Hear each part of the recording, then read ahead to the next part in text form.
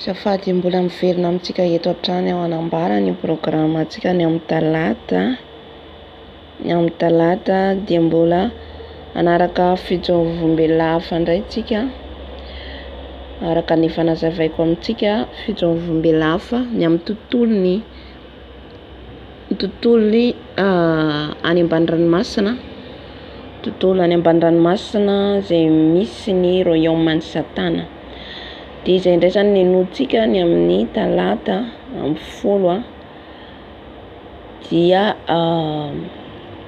rehefa avy eo indray tsika manohy ny any Pasitera Jonas satria be dia be ny témoignage ny fitsovom-bela izy iny dia tapahintsika eny zany araka izay manaraka antsika dia avy eo tohizantsika mijery hafantsika avy eo tohizantsika amen alleluia dia amin'ny talata zany tsika mihaino fitsoron'olombelona vaovao amen dia tahin'i Jesosy daholo tompoko